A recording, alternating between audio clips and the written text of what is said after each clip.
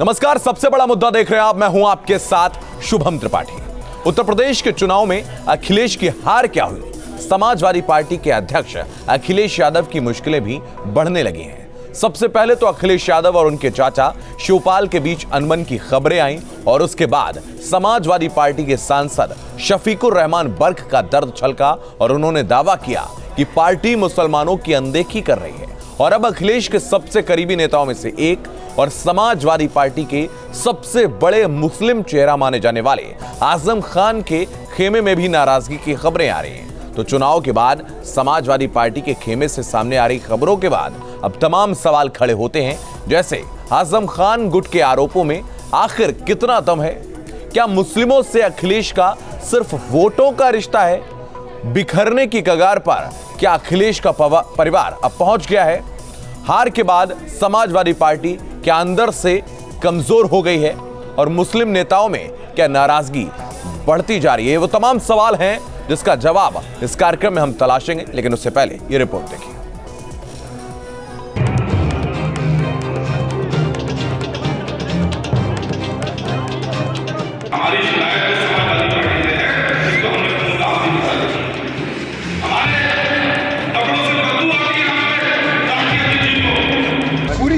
समाजवादी काम नहीं कर रही मुसलमानों के लिए।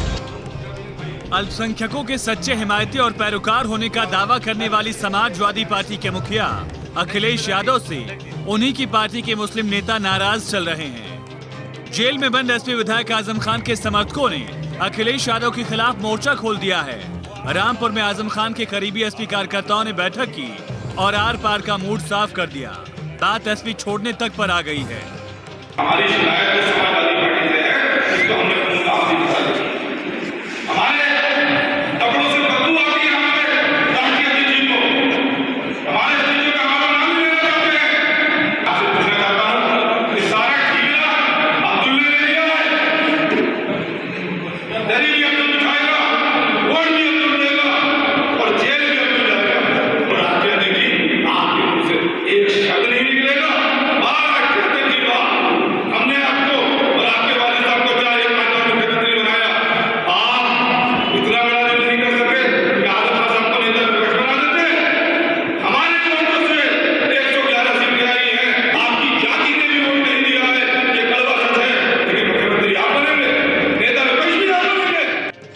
आजम समर्थक इस बात से भी नाराज हैं कि हाल ही में बरेली विधायक शहजील इस्लाम के पेट्रोल पंप पर सीएम योगी का बुलडोजर चला, लेकिन अखिलेश चुप रहे। समाजवादी पार्टी के बड़े नेताओं के बीच रार की खबरों पर बीजेपी ने चुटकी ली है।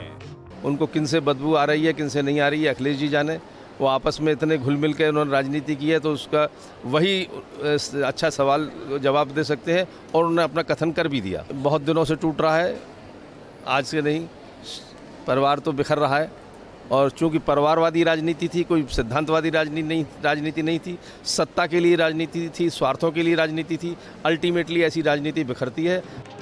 आजम के समर्थकों से पहले संभल सांसद बर्क ने आरोप लगाया था कि समाजवादी पार्टी मुस्लिमों के काम नहीं कर रही है। मैं I am not satisfied with the working. मतलब उनके कार्य संतुष्ट नहीं है आपके? मुसलमानों के हित में काम कर रहे हैं वो? नहीं कर रहे वो? नहीं कर रहे। पूरी है समाजवादी काम नहीं कर रही मुसलमानों के लिए। माना जाता है कि मुस्लिम यादव समीकरण साध कर ही अखिलेश यादव 47 से 111 विधायकों तक पहुंचे। अब 2024 की बड़ी लड़ाई से पहले मुस्लिम नेताओं का ये मोड़ अखिलेश की साइकिल को ट्रैक से उतार सकता है। Team news state. जिस तरीके से आजम खान के समर्थकों ने तो ये सवाल उठाया, शफीकुर रहमान बर्क ने भी कहा है कि समाजवादी पार्टी पूरी की पूरी समाजवादी पार्टी। हाँ, आप शुभम भाई उस चीज को देखिए कि आज उनका बयान भी आया। शफीकुर रहमान साहब ने कल ही बयान जारी किया। उन्होंने कहा मुसलमानों के काम भारतीय जनता पार्टी की सरकार नहीं कर रही है। उनके मुंह से निकल गया, या कहें कि जबान फिसल गई कि वो समाजवादी पार्टी का है। बाद में भारतीय जनता पार्टी का भी आपने शफीकुर रहमान साहब ने नाम लिया है। तो इतना तो ये देखना चाहिए कि उसको नहीं दिखाया गया। और बर्क साहब ने कल ही बयान दिया जो आज अखबारों की सुर्खियों में है। कई लखनऊ के बड़े अखबारों में पहले पन्ने पर बर्क साहब का वो बयान भी छपा। ठीक है, जिस तरीके से आपने इसको पूरी तरीके से क्लियरफाई किया है, लेकिन जो तस्वीरें हैं, जो उस सभागार में जो लोग बैठे हुए थे, उनका जो कहना था वो कुछ और ही था। अनिला जी, मैं आपके पास आऊंगा। इनका कहना है कि शफीकुर रहमान बर्क ने जो कहा था वो जुबानी गलती थी। मेरी सबको राम राम। और मुझे जो समाजवादी पार्टी के रिप्रेजेंटेटिव हैं उनकी आवाज बिल्कुल भी नहीं आ रही थी, तो मुझको नहीं मालूम कि उन्होंने क्या कहा क्या नहीं कहा। परंतु जो भी अभी हम हाल फिलहाल में घटनाएं देख रहे हैं, जो भी नहीं, उनका कहना है कि जो समाजवादी पार्टी की जो नेताओं ने और जो आजम खान के समर्थक थे, उनका ये व्यक्तिगत मत हो सकता है, उनका ये कहना है। और शफीकुर रहमान बर्क ने जो कहा कि पूरी की पूरी समाजवादी पार्टी की विचारधारा ऐसी है, तो उस पर उन्होंने कहा है कि ये जो है जुबानी गलती थी। नहीं, जुबानी गलती नहीं थी। उन्होंने बिल्कुल सोच समझ कर कहा। बहुत सीनियर लीडर हैं समाजवादी पार्टी के, पर जिस प्रकार से, चाहे वो आजम खान हो, चाहे ये शफीकुर रहमान हो, जिस प्रकार की भाषा का प्रयोग करते हैं देश के लिए, हमारी फौज के लिए, हमारे धर्म के लिए, महिलाओं के लिए, मैं व्यक्तिगत रूप से उन लोगों को बिल्कुल भी पसंद नहीं करती हूँ। परंतु ये है कि ये लोग बहुत सीनियर लीडर्स हैं समाजवादी पार्टी के, जिन लोगों ने बहुत बहुत कुछ किया है समाजवादी पार्टी को खड़ा होने में, उसको मजबूती देने में। आज अगर शिवपाल यादव, चाहे आजम खान और चाहे शफीकुर रहमान या उन जैसे बहुत सारे लीडर्स अगर बगावत की आवाज उठा रहे हैं, तो कहीं ना कहीं कोई ना कोई तो बात है ना। धुआं ऐसे ही तो नहीं उठाता है, तो कहीं तो आग लगी हुई है। तो अब क्यों आग लगी हुई? जो अपना किला नहीं संभाल पा रहे, जो अपना परिवार नहीं संभाल पाया, वो पार्टी क्या संभाले? सबसे आगे प्लेकार्ड लेकर खड़े हो जाते हैं, चिंता मत करो, हम आपके वकील हैं। मैं तो सीधे सीधे चुनौती देती हूँ साहब, मैं बताती हूँ कि मेरी पार्टी ने क्या क्या किया है धर्म विशेष के लिए, और आपने क्या किया है केवल वोट लेने के अलावा। फियर साइकोसिस आप दिमाग में डालते हैं। आज जो मुस्लिम समुदाय है, चाहे वो नहीं, मैं आपसे, चूंकि आप भले ही विरोधी दल से आप आती हैं, आप चूंकि इस वक्त सत्ता में हैं, अखिलेश यादव बहुत सारे मामलों पर, खासतौर पर जो मुस्लिमों से जुड़े हुए मुद्दे होते हैं, उस पर एक्टिव नजर आते हैं। मुर्तजा के मामले में भी उन्होंने अपना पक्ष रखा था और अप्रत्यक्ष रूप से उसका समर्थन भी किया था कि इसका दूसरे तरीके से उनके जो पिताजी का एंगल था, मानसिक विक्षिप्त बताने वाला, उस एंगल से जांच करने की वो बात कह रहे थे। एक सहानुभूति उन्होंने सॉफ्ट तौर पर उन्होंने दिखाई भी थी। तो क्या ये सिर्फ वोट बैंक लेने की कोशिश ही है कि जब इस तरीके के बयान से मुसलमानों को अपनी तरफ आकर्षित करो, वोट बैंक उनका लो, और जब उनके लिए कुछ करने की बात हो तो ना करो? क्या ऐसा कुछ है? जो शरीफ मुसलमान हैं उनके लिए तो वो कुछ करते नहीं, ना कभी उन्होंने किया, ना इनके पिताजी ने किया। हाँ, जो अपराधी हैं, जो आतंकवादी हैं, उनके लिए जरूर ये आवाज आपने जो इस पर हम समाजवादी पार्टी के प्रवक्ता से अभी जवाब लेंगे, लेकिन उससे पहले अभिषेक शर्मा हमारे सहयोगी लगातार हमारे साथ बने हुए। अभिषेक, आपके पास आएंगे। बहुत करीब से आपने इस पूरे घटनाक्रम को कवर किया है, चाहे चुनाव के दौर हो या अभी हो, कैसे देखते हैं इसको? हाँ, देखिए, मैं बता दूं, एक दर्द है जो छलका है, और दर्द उस समय से है जब आजम खां के खिलाफ धड़ाधड़ मुकदमे दर्ज हो रहे थे, और हमसफ़र रिसोर्ट, जो बहुत चर्चित रिसोर्ट है आजम खां का रामपुर में, वहाँ पर अखिलेश यादव को बुलाया गया था। पूरी समाजवादी पार्टी वहाँ थी। आजम खां चाहते थे कि एक आंदोलन की, ये बात मैं कर रहा हूँ जब मुकदमे दर्ज हुए, गिरफ्तार नहीं हुए थे आजम खां, गिरफ्तारी की तलवार लटक रही थी कि एक आंदोलन खड़ा कर दें अखिलेश यादव। लेकिन उन्होंने जब रात के 9 बजे भाषण देना शुरू करा, मैं उस समय वहीं मौजूद था, अंत में वो कह गए कि संघर्ष का रास्ता गिरफ्तारी और जेल जाने से होता है। वहीं सारे कार्यकर्ताओं के मंसूबे धरातल पे आ गए। आजम खां और उनके जो कार्यकर्ता हैं वो चाहते हैं कि आजम खां बहुत बड़े नेता हैं, लेकिन अखिलेश यादव अब ये मानने को तैयार नहीं है। एक प्रदर्शन उनके पक्ष में नहीं हुआ। यही जो रामपुर, संभल, बर्क साहब भी संभल से आते हैं, उस एरिया के जो आजम खां के कार्यकर्ता हैं वो चाहते हैं कि एक दबदबा बने, जिससे उनका दबदबा जैसे समाजवादी पार्टी पर पहले कायम था अब फिर कायम हो जाए। लेकिन ये बदलती सपा है जहां अखिलेश यादव नेतृत्व कर रहे हैं। उन्होंने एक बार जिस रिसोर्ट में बुलाया गया था उस रिसोर्ट पर भी कार्रवाई हो गई थी, समाजवादी पार्टी, और बताया जाता है कि आजम खान ने अपने बेटे को तोहफे में वो रिसोर्ट दिया था।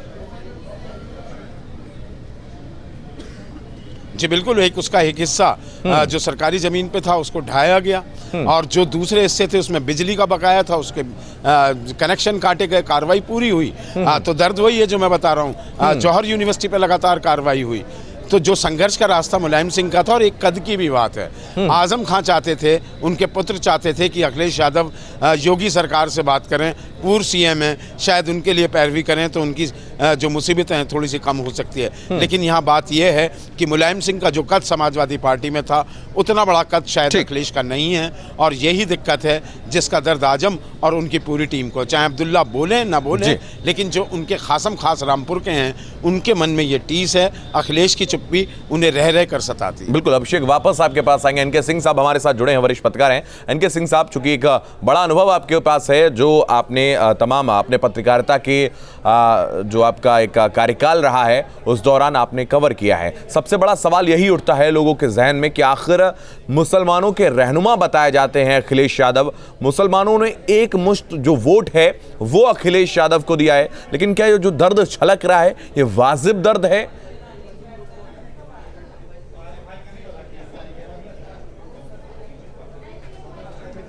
शुभम, मुलायम सिंह यादव के टाइम से पॉलिटिक्स बहुत चेंज हुई है। उसकी वजह क्या थी? आज अखिलेश को जो मुलायम सिंह के टाइम का जो मुस्लिम वूइंग था, अपीजमेंट था, वो खत्म करना पड़ेगा। और आप जानते हैं कि अगर अखिलेश यादव को वोट मिले हैं तो वो सिर्फ मुसलमान के वोट नहीं मिले हैं। आप सोचिए, उत्तर प्रदेश में 18% ही मुसलमान है, लेकिन जो वोट परसेंटेज है उसमें बहुत बड़ा भाग हिंदुओं का है। लिहाजा अब आपकी पॉलिटिक्स, ये लालू यादव, मुलायम सिंह, उस जमाने की पॉलिटिक्स बदल गई है। क्योंकि जैसे ही आप एक्सेसिव आजम खान को प्रमोट करना शुरू करेंगे या किसी अतीक अहमद को टिकट दे देंगे तो जो आपका करस्पॉन्डिंग हिंदू वोट है वो आपसे चला जाएगा। बिल्कुल, नतीजा ये है कि अब ये पॉलिटिक्स बदल गई है। अखिलेश यादव उसी को रीएडजस्ट कर रहे हैं। एक सवाल और भी ज़हन में उठ रहा है कि एक समय था जब अखिलेश यादव मुख्यमंत्री हुआ करते थे और सवाल उठते थे कि जो 3 से 4 मुख्यमंत्री हैं, ऐसा कहा जाता था उनमें से एक नाम आजम खान का भी था, ऐसी हैसियत उनकी थी, ये बताया जाता है। तो क्या अखिलेश अब सिर्फ और सिर्फ अपने आप पर केंद्रित रखना चाहते हैं निर्णय लेने की जो पूरी पॉलिटिक्स है, क्योंकि एक के बाद एक जो बड़े चेहरे थे उन्होंने या तो पार्टी से किनारा कर लिया है या उनको किनारे धकेल दिया गया है?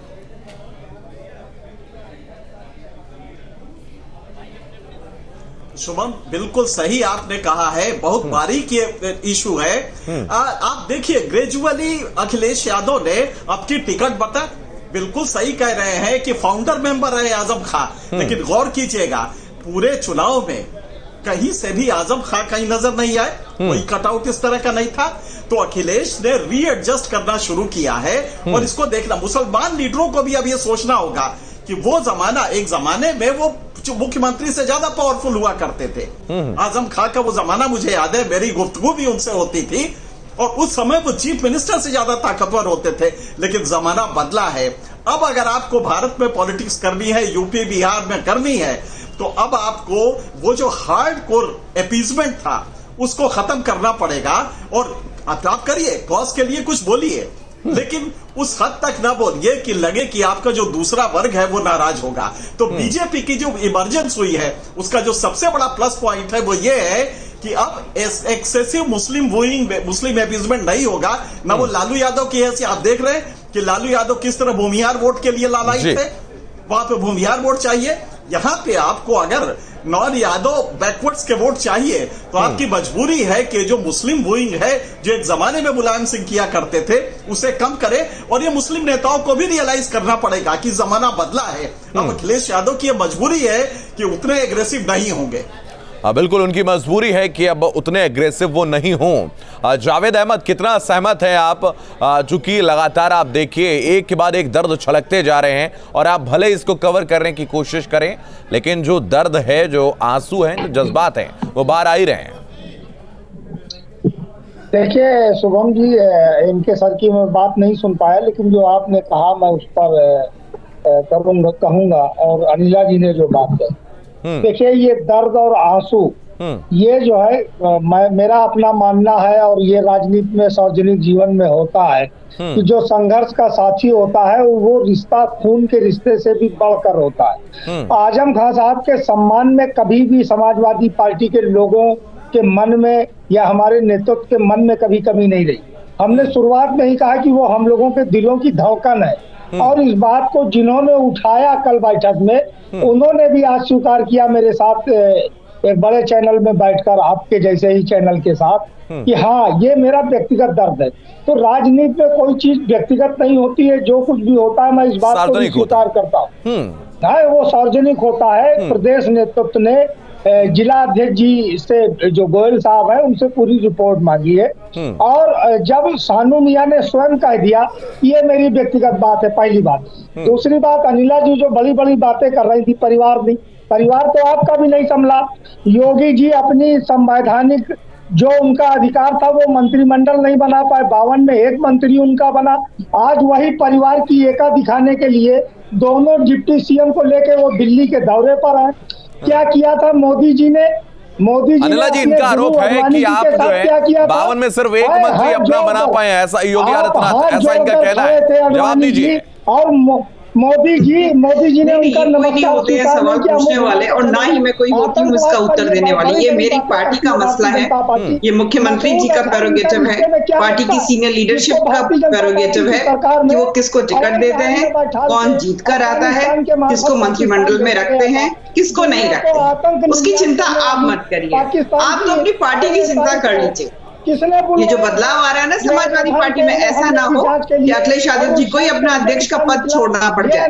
जो हालात चल रहे हैं समाजवादी पार्टी के, मुझे सारे के सारे असर यही दिखाई दे रहे हैं कि अखिलेश यादव जी को भी स्टेप डाउन ना करना पड़ जाए। तो चिंता आप अपनी करिए, अपने किले की करिए। भारतीय जनता पार्टी किसको मंत्री बना रही है, किसको मंत्री नहीं बना रही है, ये भारतीय जनता पार्टी पर छोड़ दीजिए। परंतु मैं तो चुनौती देती हूँ, गिनाइए आप लोगों ने क्या क्या काम करवाए, क्या क्या काम करवाए। मैं उत्तर दूंगी कि मेरी पार्टी ने क्या क्या किया।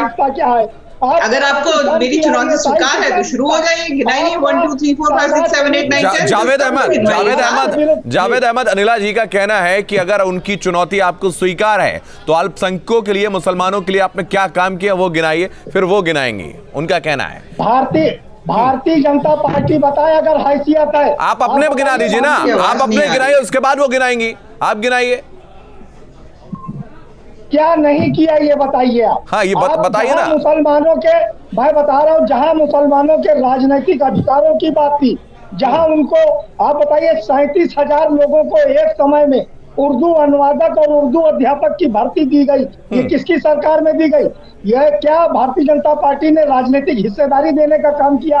अपने जीवन में उत्तर प्रदेश में कई टिकट दिए, बगैर लोकतंत्र में बिना राजनीतिक हिस्सेदारी के किसी भी समाज का उत्थान नहीं हो सकता।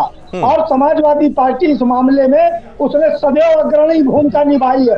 और ये जरूर बताएं, आतंकवाद पर ये बहुत बात करती है, मसूद अजहर से भारतीय जनता पार्टी और आरएसएस के लोगों की रिश्तेदारी क्या है? अब जवाब ले लेंगे, क्योंकि आपने आज स्वीकारा है कि समाजवादी पार्टी ने बाकी लोगों से इतर अल्पसंख्यक समुदाय को सबसे ज्यादा प्रमुखता दी है, ये आपका कहना है। बिल्कुल बिल्कुल, अनिला जी बोलिए, अनिला जी बोलिए। जी मुझे, हाँ, इन्होंने क्या बोला मुझे सुनाई नहीं दे रहा क्योंकि इनका ऑडियो मेरे पास नहीं आ रहा है। जी, सबसे पहली बात तो मैं चुनौती देती हूँ, बताइए महिलाओं के लिए क्या क्या काम किया आपने, मुस्लिम महिलाओं के लिए। हमने तो ट्रिपल तलाक वो कह रहे हैं उन्होंने उर्दू अनुवादकों की भर्ती की है। वाह वाह वाह वाह, बहुत अच्छी बात है। तो महिलाओं के लिए क्या किया? हमने तो किया। महिलाएं जो है, मुस्लिम महिलाएं जो है वो हज पे जा सकती हैं। अनिला जी आपने क्या ठीक है। इंस्टेंट ट्रिपल तलाक को किसने क्रिमिनलाइज कराया? हम लोगों ने कराया। आजादी मिली मुस्लिम बहनों को। हाँ, यहाँ पर करीब करीब 2.5 करोड़ जो मुस्लिम बेनिफिशियरीज हैं, गवर्नमेंट स्कॉलरशिप है सेंट्रल गवर्नमेंट की है, वो हम लोगों ने प्रोवाइड कराई। ठीक है। बिजली एक गांव जो चाहे वो मुस्लिम बहुल्य गांव है, वहां पर भी हमने बिजली पहुंचाई। क्या आपने पहुंचाई? हाँ। और जो मोदी गवर्नमेंट है जिसकी स्कीम के तहत जो है करीब 22,000 करोड़ जो है ये माइनॉरिटी वेलफेयर में हमने खर्च किए। आपने कितने खर्च किए थे फिर आप उसका बता दीजिए।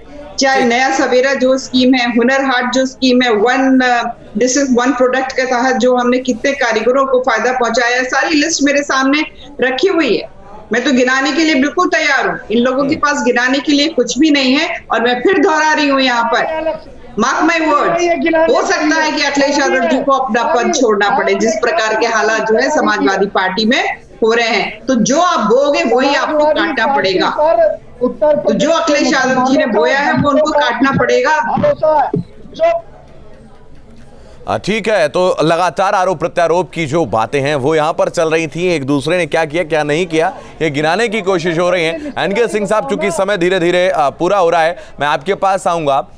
जिस दिन सर्व समाज की बात होने लगेगी शायद उसी दिन असली लोकतंत्र होगा, क्या कहते हैं? समाज में जहर बो रही है, नफरत कर रही है, समाज को विभाजित। ठीक है, आपने बोल लिया, अब जवाब ले लेते हैं।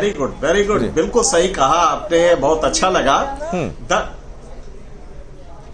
दरअसल प्रॉब्लम इसी की है, ये बात नहीं, वो गलत अनिला जी भी नहीं समझ रही है। जो मुसलमानों को अखिलेश यादव के शासन में मिलता था वो एक सशक्तिकरण की झूठी चेतना होती थी।